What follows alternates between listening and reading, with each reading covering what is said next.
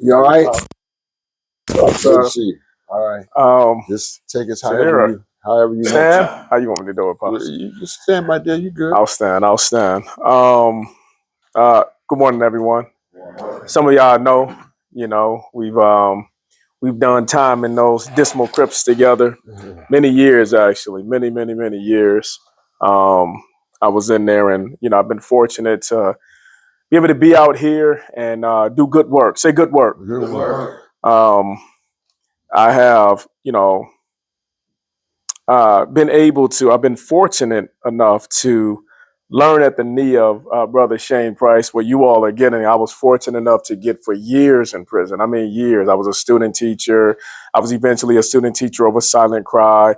Are we still doing Silent Cry? Yeah. So I was, and Silent Cry, you all know we facilitate. The student teachers are the ones that facilitate Silent Cry, and then Dr. Vernon comes basically the last day. But the entirety of that class, we're able to facilitate ourselves. So me and a few others, we were facilitating the first group of Silent Cry students in Lionel Lakes Prison. Wow. We did that for years. But I've been free for almost a decade at this point. All right. Give us some snap. I'm off of probation at 20. So I was about 25 years in. My probation ended March of this year. It was a birthday gift to myself, right, to be able to successfully transition off of probation. So I'm completely free now. Right. I don't got to check in with anyone. I can fly where I want to fly. I was able to take my family to Ghana. Recently, my daughter turned 1 in Ghana. She started walking, in fact, in Accra, Ghana. So she waited till she got to the motherland, right? She was like, I'm home. She said, okay, I'm home. We're good. And then she literally started walking in Ghana. How long do I have, Pops? Just take your time. About how just, you got to give me a time. About 30 minutes. About 30? Okay. Let me tell you all a little bit about myself, because many of you all I've never had an opportunity to meet yet. I'm hoping to get to know you better, hoping to be a resource for you. But like Robert, I found myself inside of prison at a really young age. I was 15 years old when I was arrested, charged with homicide, and eventually convicted. And you all know, for a first-degree homicide conviction in the state of Minnesota, what is the automatic sentence? 30. What does that mean? What is it? 30. Life. And life means what? Death, basically. And so I was 15 years old. What they don't do is they don't take you and put you off to the side, let you do push-ups and jumping jacks and get bigger and stronger before they put you in with the big boys. I immediately found myself in the adult correctional facilities, but I wasn't the youngest. There was a 14-year-old named Jerry Vang. I'll be testifying next month, I believe, in front of the governor and the chief justice of the Supreme Court and the attorney general to try to get him to try to get him released. And we expect, so we were able to successfully testify on his behalf in front of the board. The board made a recommendation for his release. And so the next iteration of that is to testify to this panel of 3 and for them to actually release him. But he was 14 years old. He was the youngest that I've seen. I mean, just an itty bitty little guy who came into Upper D House in St. Cloud in the with a life sentence as well. So I'll have an opportunity to bring Jerry home as well. Yep, this year. We expect him to come home this year. And he would have been down for almost, I don't know, maybe 25 years. So I went in as a juvenile. And, the judge basically told me, I sentence you to spend the rest of your natural life in the care of the Commission of Corrections. Whether that was in or out, the expectation was that for the remainder and the duration of my life until my life expired, I was going to be in some form of custody for the Department of Corrections. Now, the law at that time was you'll serve a minimum of 30 years before you become eligible. So that meant I probably would have done maybe 40 years before I would have had an opportunity to actually come home. But clearly that didn't happen, right? Because I'm standing in front of you all right now. I never went to high school, not one single day in high school. And I didn't graduate junior high school. So in the 8th grade is when I was arrested in St. Louis, Missouri. I'm from St. Louis. And I was eventually sent back to Minnesota to face the first-degree homicide charges. And I went to trial because in my mind I couldn't imagine, you know, yeah, Snoop Dogg and this is a bad example now, but you had Sean Combs and all of these people who was charged with these really high level crimes, and everybody walking out. So in my mind, right, I was going to walk. Say walk. I was going to walk to the other side of this thing unscathed. Right, it was going to be an experience that I was going to have, right, and I was going. I mean, I might even rapped about it. I don't know, right. My options in my mind was completely open for me, right. The jury had another plan, right, and the jury had the final say in what was going to happen, and they ultimately came back with first degree murder conviction, crime committed during an aggravated robbery, right, and so I was sentenced to life. And I struggled, not gonna lie. It was hard. It was hard. I was angry. I was bitter. All of my family was in St. Louis. In 17 and a half years, how many times do you all think I saw any family member? 5. That's generous. Twice. 1 time in 17 and a half years did I ever see my mom, just once, right? And the one time that I saw her, it was when I actually gave my life sentence back on appeal, and I was going to be resentenced, and she was going to come and testify, but she didn't make it. She was a little late. She tried. She drove all the way from St. Louis to here and was a little late, and they were like, no, right? And so I had to beg, barter, plead to get these people to let me at least have some time, say time, some time with her. And so the sheriff of the jail up in Polk County, Minnesota said, I'll give you 20 minutes. So in 17 and a half years, I had a 20-minute visit with my mom. That was it, right? I was bitter. I was angry. And I wanted the system to feel me. And so in my mind, I was going to rage against this machine and break it. But what I didn't know was that, there's levels to this, right?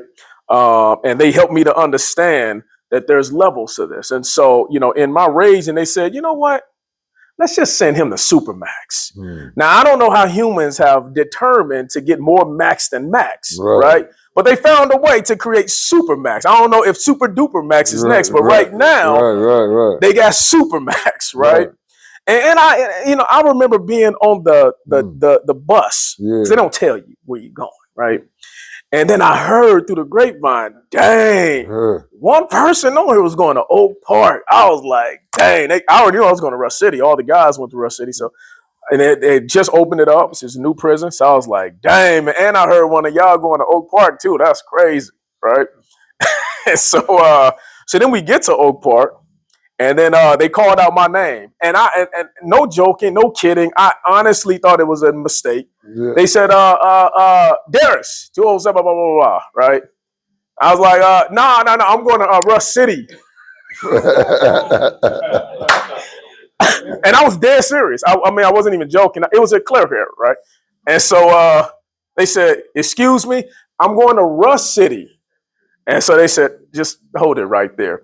And about 5 minutes later, you know what I mean? Because I'm thinking they just, they figured it out. They went to, he said Rush City. So I'm thinking they went to figure it out, right? They came back with some of the biggest corn-fed white boys I ever seen in my life, right? Like, big, and they was like, so we going to have a problem here? I'm like, wow, I'm the one, right? So Oak Park Heights. And it was in Oak Park that I met someone by the name of Mr. Nairobi. And, Mr. Nairobi, remember him? Yeah, how's he doing? And so Mr. Nairobi, Golden Glove out of California, bull. Right? Like when he would hit, so in Oak Park is different than the rest of the facilities, right? It's segregated by race, those are uncrossable lines. Like each race has a slot of time that they can use the exercise equipment, right? And if you went up there on somebody else's slot, well, you already know you set it up, right? And so it was going to be some issue, right? And so even if it ain't nobody in there, you can't go in there. Right. These was dudes from like federal facilities and all of that. So this was a different energy and a different vibe. Now, Mr. Nairobi is someone they brought from California to Oak Park Heights, and so we had boxing gloves and heavy bags and all of that kind of stuff. So when he would hit the bag, right, the bag would go he was a bull, right? And I said, okay, I want to learn about. He was like, hey, if I start training you, did you ever train with Mr. Nairobi? He said, huh? My early 20s. Okay. My first melody calmed me down, and I used to always send the units up. Right. You know what I'm saying? Yeah. He's like, man, he know how to manipulate me. Right. He's like, man, you was this and that. Was you gonna blow up? I bet you gonna blow up. I already know you. And the brothers really, all of that Crip, Bloodstone, for all that washes away, the brothers really had to come together. In Oak Park, typically it'd only be like 5 of us in the whole unit, right? You know what I mean? So all that other stuff is like, that falls by the wayside. Anybody think about none of that stuff. But Mr. Nairobi was like, if you want to train with me, well, first of all, I'm going to break you.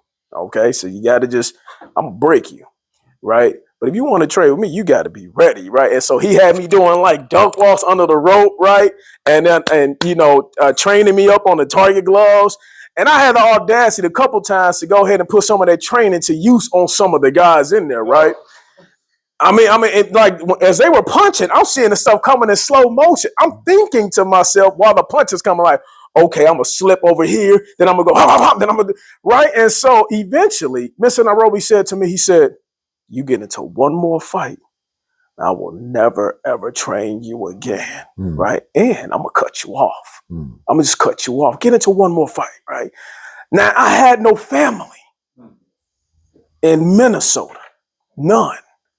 So Mr. Nairobi was family to me. And now here he is saying, man, do it again. I tried to explain to him, like one white guy said, he said, if I'm gonna catch a brother coming out of the shower, I'm gonna stab him. And I'm like, wait, y'all heard him say this and none of y'all? I said, man, point him out. So they showed me, I did so I tried to explain to Mr. Nairobi, no, Mr. Nairobi, you gotta understand, I'm not trying to hear none of that. You get into one more fight. That's it, right? That actually was the last time I got into a fight. The whole rest of my bed, right? I really had to draw discipline upon myself. And this was the first time someone was pressing, like them guards, send me the seg, like that's nothing to me, right? That didn't mean as much as someone severing relationship. Say relationship. That didn't mean as much as someone severing relationship with me, right?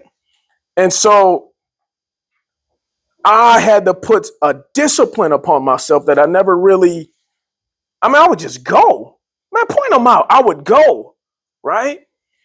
And so I began studying with Mr. Nairobi. He would give me some books to read. Then I had the good fortune of finally processing down from level, it was a level 5 facility, a level 6 facility. Then they changed it while I was there to level 5. But, and then when they did that, some of the federal guys who can only be in 6 had to leave, but they didn't change none of the security, by the way. Right. I'm like, wait, we went from 6 to 5. What changed? I'm thinking we're going to get less secure. Nothing changed. Like if you're going to gym, for instance, they pat you down, right? And when you get to the gym, what do? Then when you get ready to leave the gym, what do? And you get back to the unit, what do? Or they might. Exactly. Yeah, well, not everybody. It's random. It's random, right? That's 4. You getting patted down or potentially stripped. That's 4 contacts in about an hour, right? This is the level of security of Oak Park Heights, and they only move how many people at one time? 6. No more than 6. So to go to the gym, 6, and they gotta open the door. You go in, close the door, open this door, you go out, close that door. Like, this is how you move. This is the level of security that Oak Park Heights had, right? And none of that changed when it went from 6 to 5, right? It stayed the same. So I finally earned the privilege. Oh, my bad. I might be hitting the sound. I finally earned the privilege of going from 6 to 5. And that's when I had an opportunity to meet Willie Lloyd. Mm-hmm. Now, I was studying some stuff in Oak Park with, like, Willie, with brother Mr. Nairobi and others.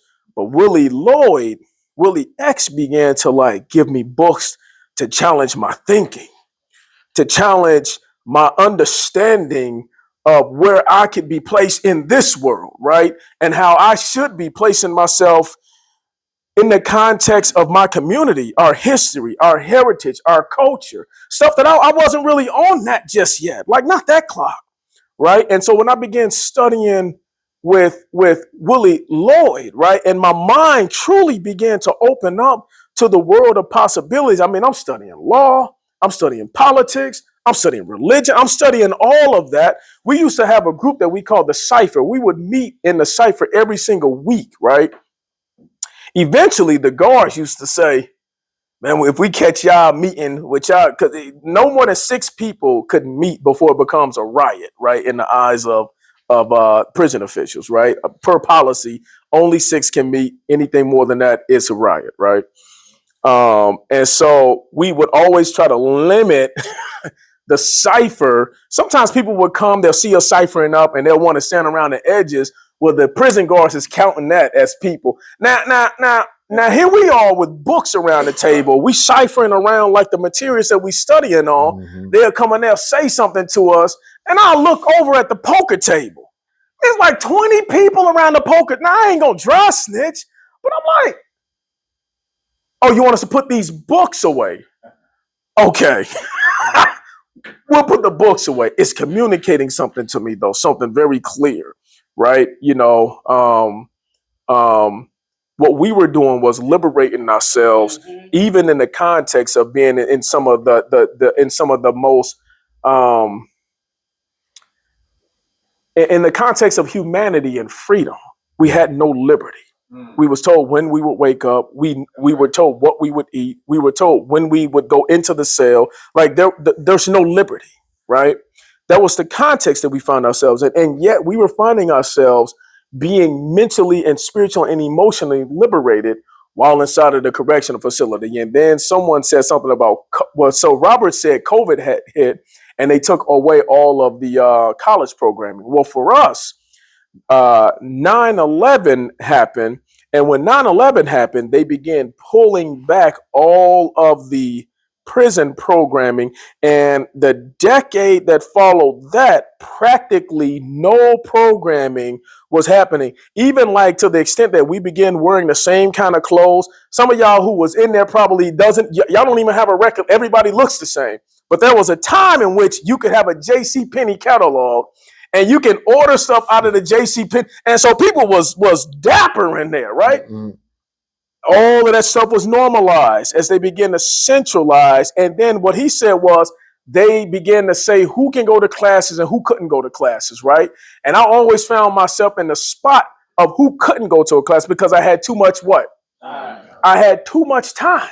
So I was always at the bottom. Anytime I got into any of the class, I had to finagle my way in, right? You know what I mean? I had to kind of bully my way into. I couldn't even get anger management, which made me angry. You know what I'm saying? Like this is how locked up and locked down they had it. So then they send me to medium in the context of not being able to get into any of these classes, right? But I could finagle myself in every now and then. So I got to medium, and now I sat up here and got this spark inside of me of like this desire to learn and to like develop, right? And I get to medium, and now, so at least I could have, you know, even though I had, 10, 15 years, I still had less time than people with 30 years, so I could get some stuff, right? Mm-hmm. Now I go to medium, these people got 2 months, 6 months, that practically X me out of everything, right? Because I had 10 years, right? You know what I'm saying? And so when they're trying to determine, they got 6 seats, who to put in the seat. Yeah. They see I got a decade, and this person is getting out in 3 months. Well, they gonna give it to the person who getting out in 3 months. And so I found myself with a stark deficit. Say deficit. Yeah. And hunger. Say hunger. For knowledge. And I was denied. Now, Willie had transitioned to medium, right? We actually put a whole campaign together. This was the first political campaign I ever ran in my life, right? You know, I've ran plenty more since then, but this was the first one that I ran. And we literally put this Free Willy campaign, no pun intended, we put this Free Willy campaign together in the joint, right? I remember being in the cell as we was visioning out, okay, this is what we're going to do. We're going to show his collective impact. We're going to have as many brothers put together letters of support and sisters. There was a sister by the name of Representative Neva Walker out here, right? So we wanted to get letters of support, as many as we could, to show the collective impact that Willie X had on our lives across religion, across race, across, you know, affiliation. And the commissioner at the time was like, we ain't never seen y'all got these Aryans. I mean, we literally, you name it, they were like, bro, it's impacting my life, and here's how. And we put together a systematic effort to really get that in front of these people. Right now, that's a playbook that many have now followed, but that was the first time that they seen it, right? And so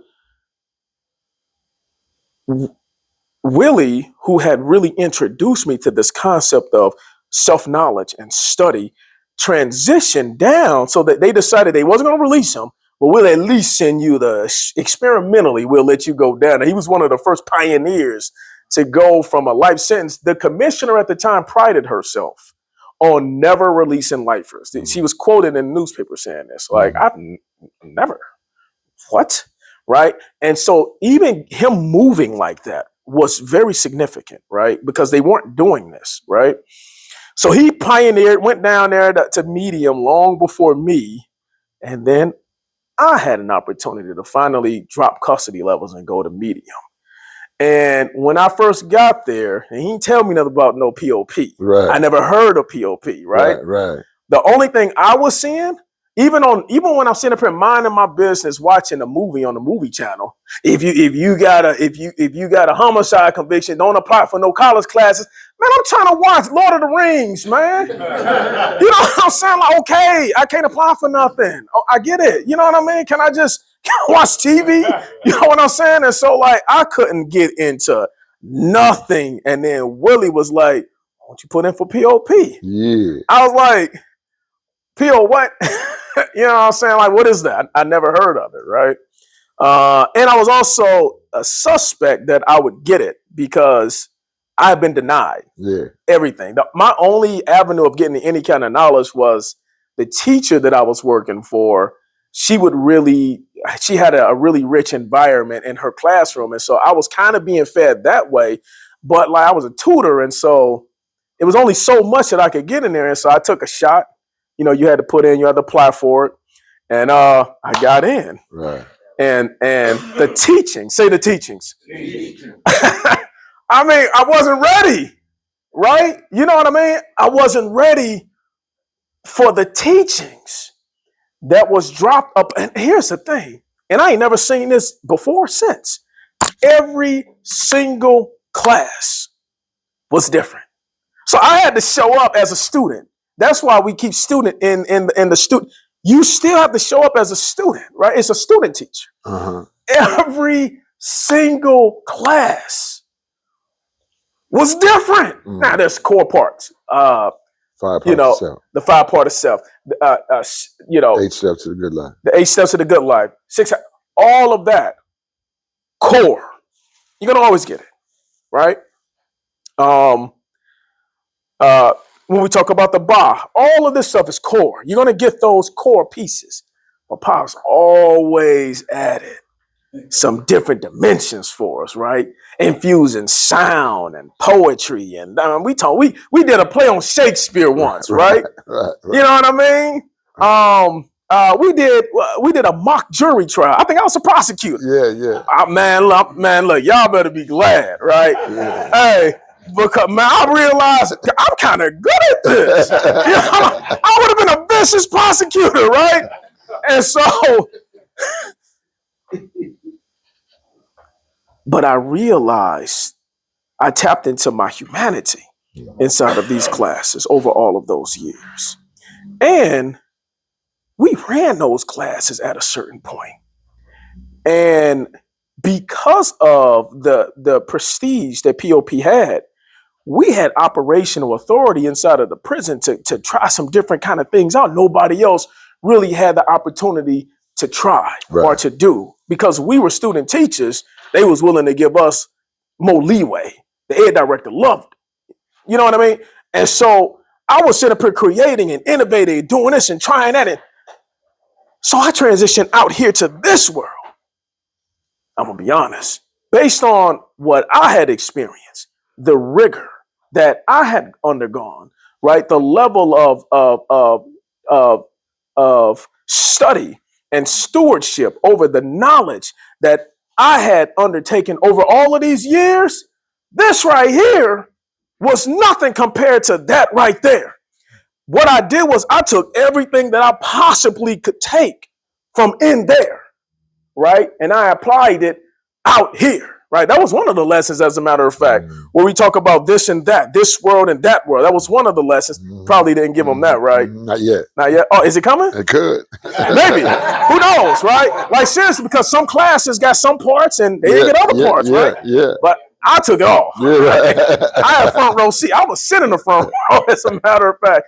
I tried to reserve the front row for students who was, but if it was open, I'm taking the front row.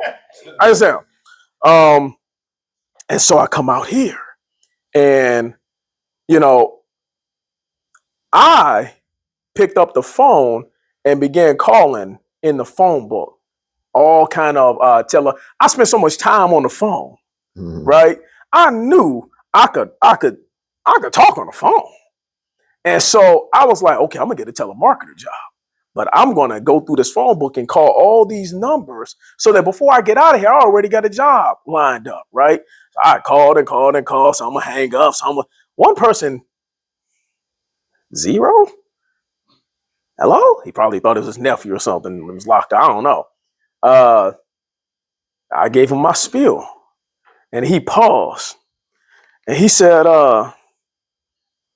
and he paused for a good 30 seconds. It was an uncomfortable pregnant pause, right? My wife pregnant right now. She's about 8. Now she's about 7 months. Wow. Yeah, she's ready to pop. Wow. It was an uncomfortable pregnant pause. And he said, I ain't never, say never. Never. Got a call like this in my life. Wow. He said, you know what? You got a job waiting on you when you come home, right? I done probably called like 100 numbers, right? You know what I mean? But that's all I needed. Right. I could have called 1,000. I would have called 1,001. Yeah. I needed that one yes. That's right. I got that, right? And so I got out, worked that job, and eventually, you know, I needed to make more money. My wife at that time determined she wasn't going to work no more. So she stopped. She said, I work all them years you was in prison. I'm done working, right? And so I ain't know how to drive. I didn't even want to drive. I didn't even want to drive. Shane Price had to say, well, you just ain't developed that hunger yet. I said, man, I can get anywhere I want to go. People drop me off and I'm good. They pick me up. I'm good. I also didn't want to die in the car. So I was good. You know what I mean? Like, I had everything in my mind at the level that I had everything I needed in my mind. And so Shane Price actually got me my first call. Him and Willie conspired. Willie had the call, but it wasn't moving. Shane Price put a lot of money into it, so now it's moving. I had to give them $1 for it, right? I broke off the dollar. I broke the dollar off, so I did my part, right? And it sat, right? You know, it sat for a minute, and I had not. He said, "You got to get behind the wheel." Now, remember, I went in at what age? 15. So I never drove, never had a bank account, never all of that stuff. Never had my own space. So that car sat. And then Brother Shane was like, "Brother, get behind the wheel and try." I was like, I don't want to get behind the wheel and die. Right? You know what I'm saying? So I feel like I'm good. But eventually the curiosity overtook me, right? And because if all of these people around me have learned how to drive and they ain't dying, Why not? I mean, they don't look no smarter than me. And so I did give it a whirl, right? You know, I gave it a try. And I did get that honker. This is what he said. Every man must have a horse. Right. Every man. You have to have the ability to get up and go if you need to. Now it didn't register with me as much before it really needed to register. You see, what we've learned in POP is that the number one reason that someone returns back to the correctional facility is what? Who? What's the inability to manage a domestic relationship? It has taken so many of us down, right? Sometimes, Brother Shane would say to me, you have to have the ability to extricate yourself from the situation and just go, right? And if it's 20 degrees below zero, right, you might be less willing to just go and stay where you really should leave from, right? Actually, I had never had my own space that was mine. There was only me in there. Nobody could walk through and get from under the covers. I can't see you type energy, right? Right. With the partner that I had at the time, she had made a determination to let me know that I was not on the lease and to get out. And now I said, you crazy. I pay all the bills, right? This is my spot too, and I'm on the lease too. No, you ain't. Oh, hold on, what you mean? No, I ain't. You told me before I got out of prison that I was on the lease. Well, you ain't. And you need to go or I'm calling the police. Well, I call same price. I said, this is what we got going on. Can you come and help work this out? He said, I'm not working out nothing, brother. Pack a bag and come with me. And now, I'm from St. Louis. I had no family up here. I've never lived on my own. I was less than a year out of prison, and this situation was toxic, and it was spiraling. The number one reason, it was spiraling, right? And Shane pulled up. He had a person in the car with him, too, at the time. And he was like, come on, son. Now, I packed the bag, but I was terrified too, because it was toxic, but I knew that level of toxicity. Yeah. And this was gonna be something I've never been there before, almost like driving. I ain't did it yet, right? And so, yeah, it was bad, but I knew that bad, right? I knew that I had a place I could come home to, you know what I'm saying? Even though I hated being there, I knew that bad. But this was this world. And Shane Price was saying, the only way you're going to thrive is by coming over to that world. Now, to come to that world, you can't bring the things that's in this world. You got to be willing to let it go. Man, it was hard. I'm not going to lie. It was hard to let it go. Say, let it go. It was hard. And even though I was under the threat of a 911, and them people was going to show up, they wouldn't have cared about, what was I going to explain to them? Right. So I'm an ex-inmate, right? Murder conviction. What was they going to listen to about anything I got to say?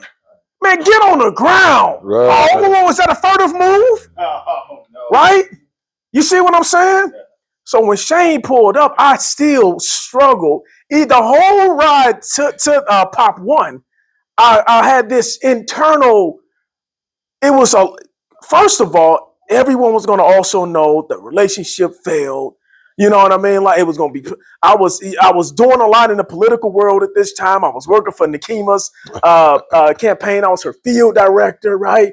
And so everything is going through my mind.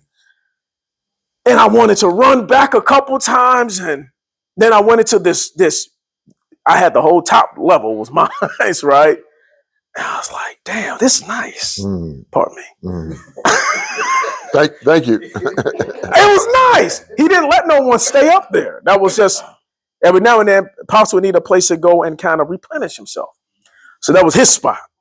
So he said, son, I'm going to give you access to this spot, right? But you can't bring that stuff into this, right? And I did that. And that was my first time ever having my own place, ever, like literally ever. And so from there, that's when I began to see my life circumstances begin to dramatically change. That even my pursuits, right? I learned a lot of information, but I had not applied it yet.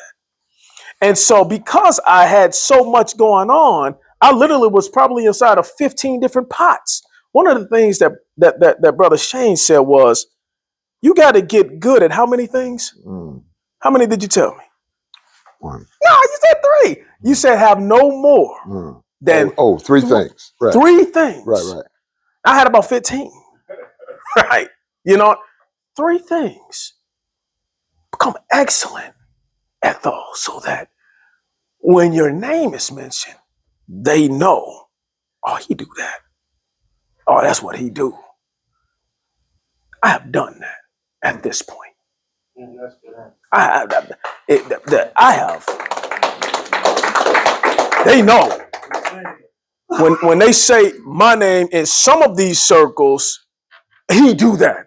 Now I don't do all that other side. Now I'm a plug you in with the people who do the other stuff. I don't do all of that stuff, not anymore, right? But these things right here, yeah. oh, I do that. I've studied that. I have allowed myself to rise to the highest heights in some of these areas. It was challenging. Pop said it to me probably 20 times before I really, I get it now.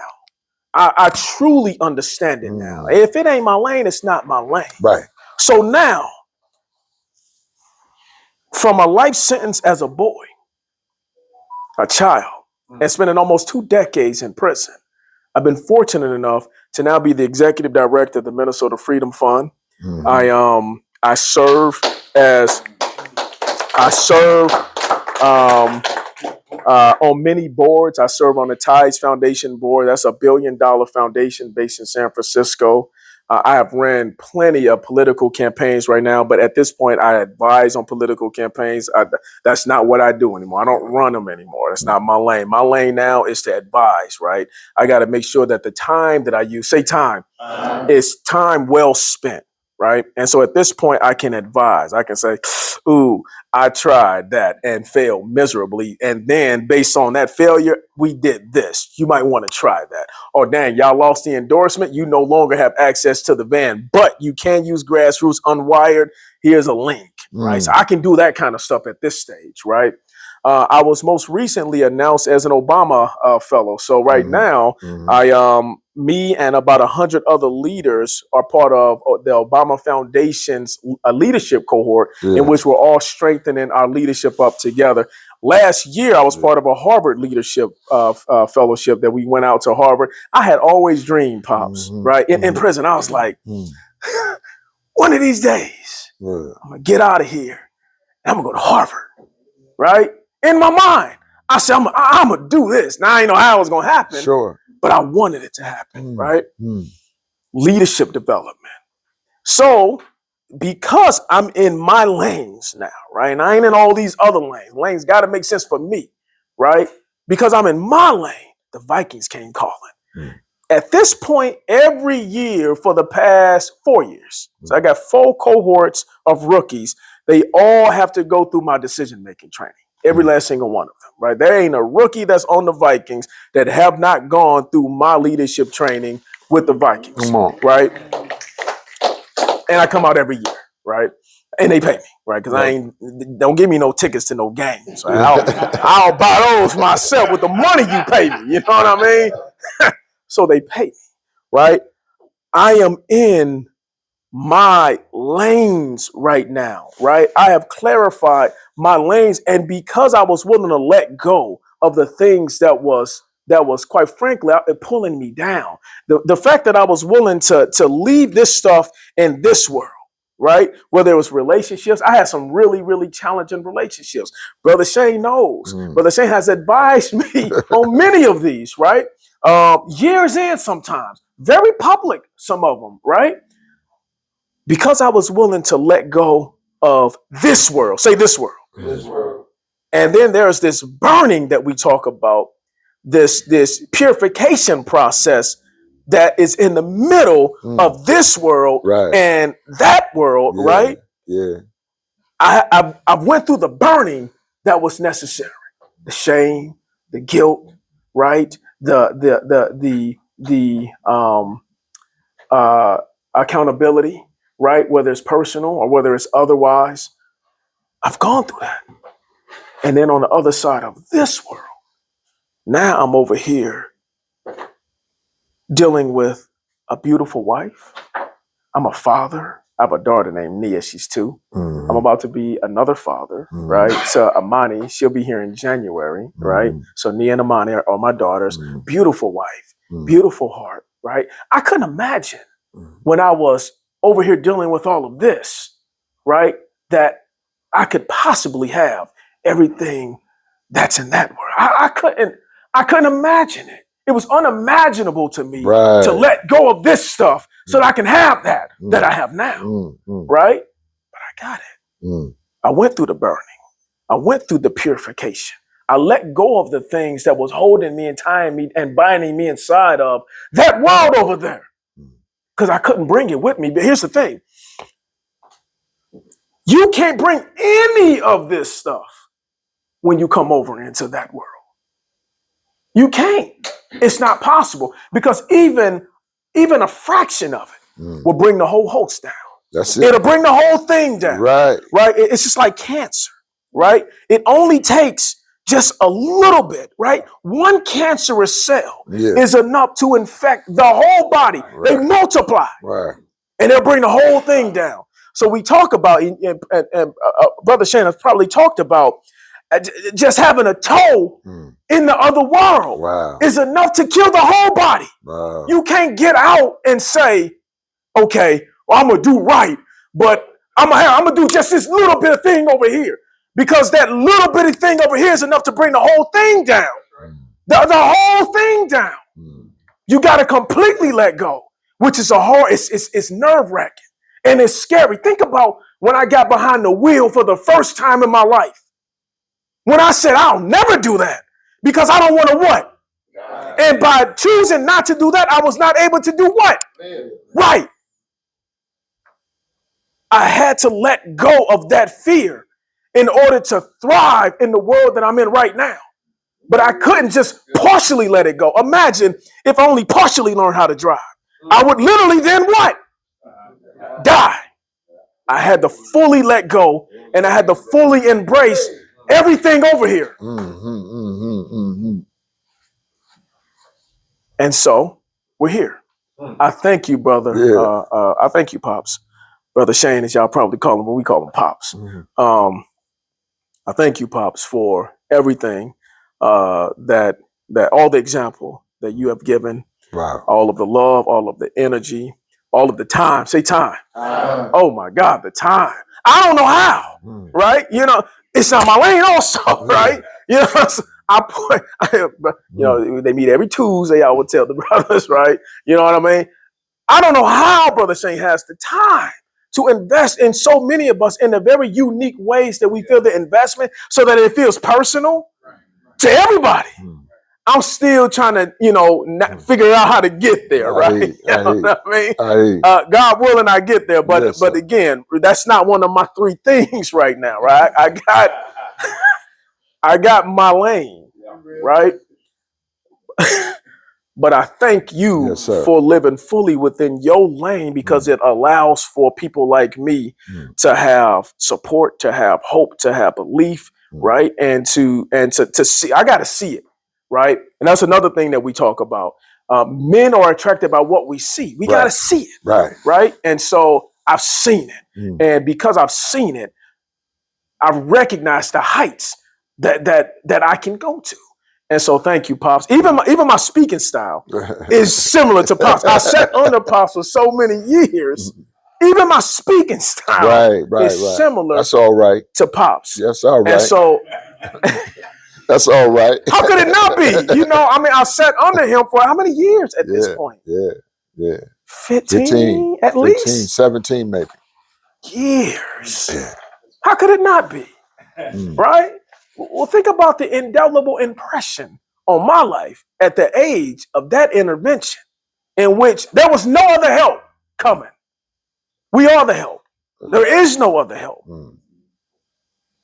And so, thank you, Pops, for allowing me to come and to build with the brothers and the sisters. I really do appreciate you all for letting me have just a little bit of time. It was an honor to be asked to just come and spend some time with you all. Is there any time for Q&A or no? Yeah, give him a little dap, though.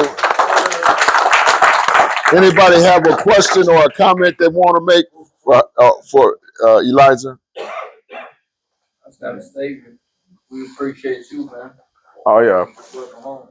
Thank you, brother. I remember you, though. I remember you. Sean. Wasn't we in there together?